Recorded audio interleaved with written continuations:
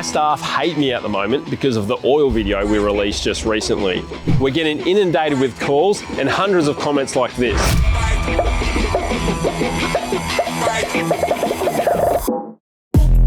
So today I'm going to clear up a few of those questions so you have a better understanding.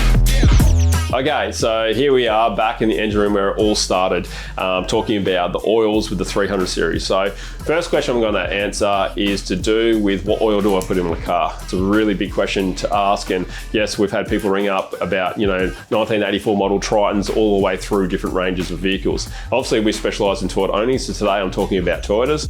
When we are talking oils, the 530 for say a 300 series and a lot of the models of cars that are in diesel application, the 530 is what the book states if you are running severe condition. The problem is that the 020 has only been out for a short amount of time in a lot of cars, and then we're starting to see all the new models of cars coming out with 020. This is purely for emissions. They're running the 020 to reduce the parasitic loss to help with emissions and get the car through. The problem is that we're here to ensure you guys that we can prolong these vehicles by recommending the correct oil for your car. Yes, a 020 will pull heat away from an engine a lot better than a higher grade oil. The difference is if we go to a 530, it has a higher shear rating, which means that at the oil operating say above 100 degrees, as the 020 starts to drop off, the higher grade oils, which was the 30s and 40s, will last a lot longer before they degrade down to the point where then you're causing damage by running an oil that is no good. So really important, follow your handbook. It's something that's really simple. The handbook states run a 530. If you're worried about warranties and so forth, run the 530. If you're talking to your dealer and your dealer says to you, hey, we're not going to warrant your car because we believe it should have a 020, not a 530 in it, that's not the case at the end of the day. They should be looking at these things and they should be saying, hey, we can see that you've got an Anson plug and a tow bar and you're towing with it, and ask you some questions and put the appropriate oil in your car.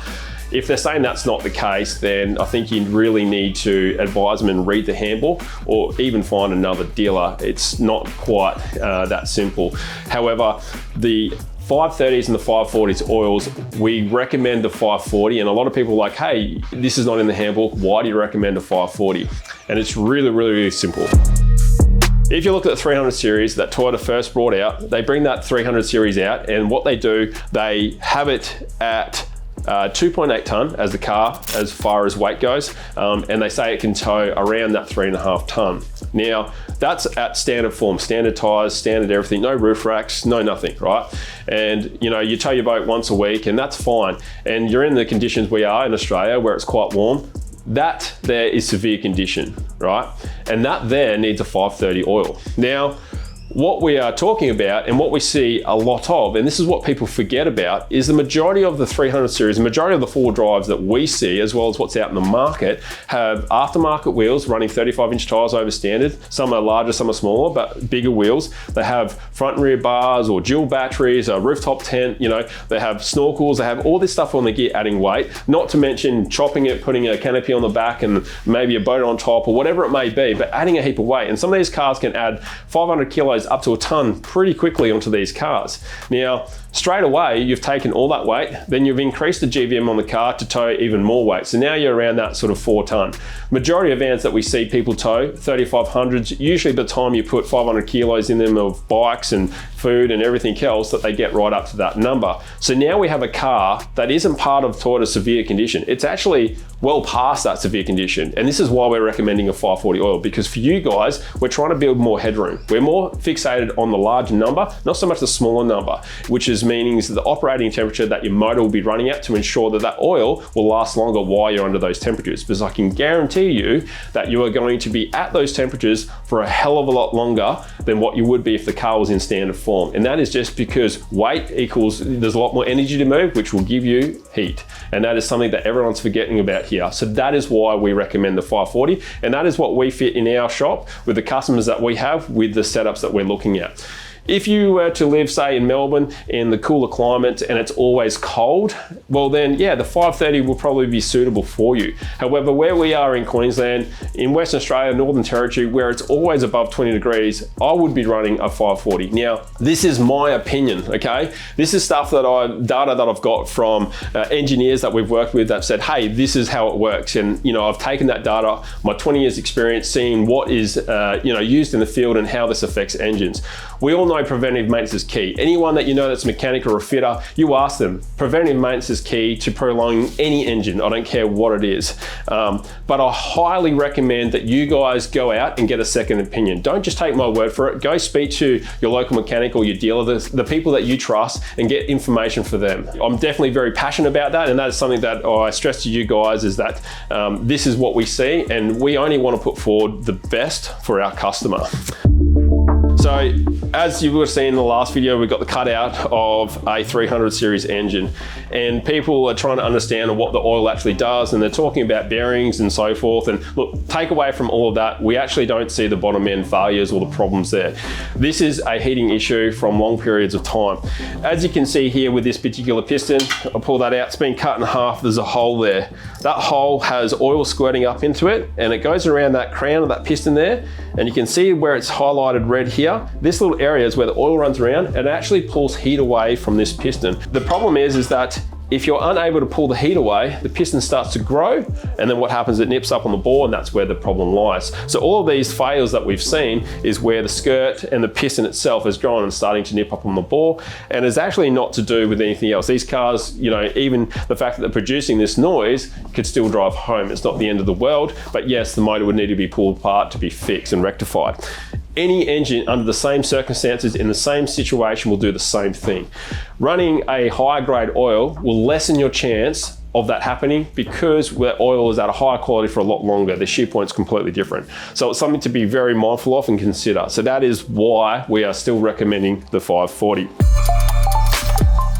Okay, so for the 300 series, because it's the hot topic, we have designed a sump that is going to give us around 30% more sump capacity, which is a plus, because everyone we've spoken to, they've all said, hey, that's a great idea, because larger oil capacity will help with, prolonging the life of the oil as far as the service intervals are pushed out, okay?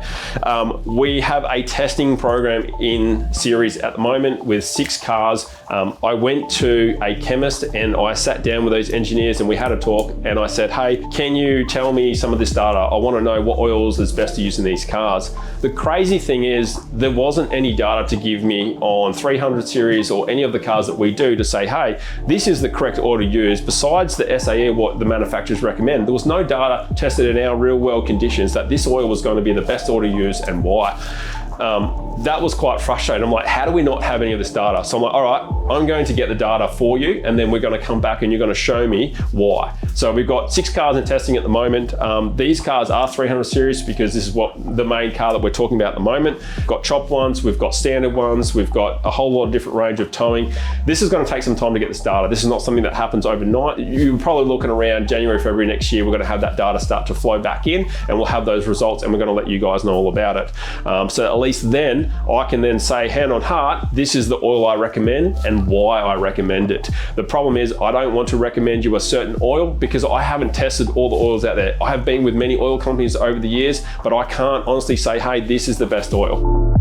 The next question come up and I asked was, if this oil is, suitable and it's great and it ticks the boxes, can we improve that oil? Now that we're going to a 5 weight or a 540 weight oil, they're cheaper than the 020. I'm like, is there a way to make that oil better? And that is what I'm more interested about. If there's a way to make this oil better, I want to see if they can make that oil for us where it's going to be better than what you can currently buy. I want the best oil. I want to be able to put the best oils in these engines so that you guys don't have problems, because let's face it, oil is cheap and engines aren't. So if you can change your oil with the right oil, knowing that you're not going to have a problem, that is the best thing to do. So we have the 3 oils in testing at the moment. And like I said, we'll get results back soon and you'll know all about it. So I'll give you more information about the oil stuff as that comes through. how regularly should I change my oil? Again, it really depends on what you're doing with the vehicle. I change my oil every 5,000 Ks because I don't want to have to worry or think about it. Yes, I understand that, for a lot of people out there traveling and doing their daily routine, doing it every 5,000 Ks, they rack up Ks so quickly and it's just not feasible to do that. Again, if you look at the severe condition, they do recommend like an interim service, which is changing the oil and oil filter every 5,000 Ks. I know we're running fully synthetic oils. We know that in the right conditions, these oils can last up to 20,000 kilometers. We know that. The thing is here, it depends again on what you're doing with the car. And for me, doing it every 5, I don't even have to worry.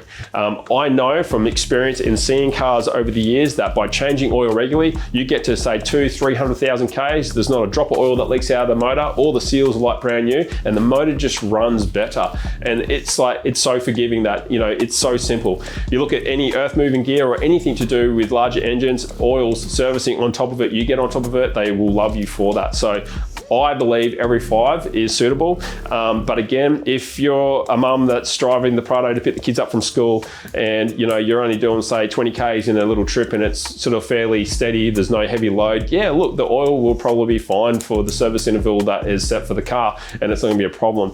I've seen results of oil degrading around 7,500 Ks. So, it depends on the application and what you're doing. So this is what's really hard to say, hey, you should be doing this. But if I'm towing a caravan around Australia and I am loaded, I'm definitely changing my oil every 5. I don't care if you take the oil with you and put it in your car and you change your oil yourself, you need to be doing it every 5, in my opinion. I do believe in using the right gear. I'm a big believer in genuine filters as far as genuine air filter, genuine oil filters. I love those ideas, but just changing that oil regularly.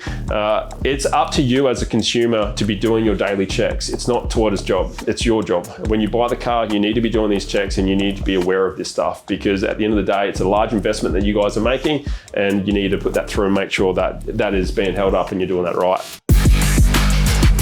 Last thing I wanted to put out there is perspective on things. Everyone's sort of blown up going, oh, this is a huge problem and so forth. Well, it's actually not a huge problem. It is a concern and it's a concern that we see is growing. And what I wanted to do was basically put the information out there to make you guys aware so we can stop other people from having any of these problems in the future. And this is not just for 300 series, but any model of car that's coming out with 0-20. Have a look at your handbook, read what it says, have a talk to your dealer. At the moment, we believe there's around 38,300 series sold since August 21. It's a rough figure. We don't exactly know that number, but it's roughly around that number. I know of the 3 motors that I've spoken about, but I've heard of other people, and I think there's around about 10 all up, okay? And that's in the whole of Australia, but there's probably a lot I don't know. So let's make it 100. So there's 100 300 series out there that have engines failed. And even at the number of 100, it's actually only 0.929%, right? Over the whole board of cars that are out there that have had a problem. So the percentage rate of the failures that they've had is minimal. And it's so minimal that it's not even something they would even look at or entertain at the moment because it's so small. So that's when you put things into perspective, and the reality of it, it's nothing to stress about. This is information that we're seeing that we have a duty of care because we see this stuff. And because we're seeing thousands of cars yearly and they're only Toyotas and they're all modified and they're all doing this, we see these things. So we believe it's our right to, put up this information. We have a tech line on our website where we put up handy little intake of videos about, the intakes on the 300s and also, little problems that we find along the way. We say, hey, be aware of this, guys. This is what we're seeing. Dealers aren't doing that for you. We are doing that for you because we want to make sure that you don't have problems. I'm more than happy if you've got any other questions, put them in the comments and we can do another video or we'll try to answer those comments as we go through. But please stay tuned because we do have more information. Those test results will be really interesting what they come back with, and at least then we can then recommend the right oil for you guys as well. Thanks for watching and yeah, stay tuned.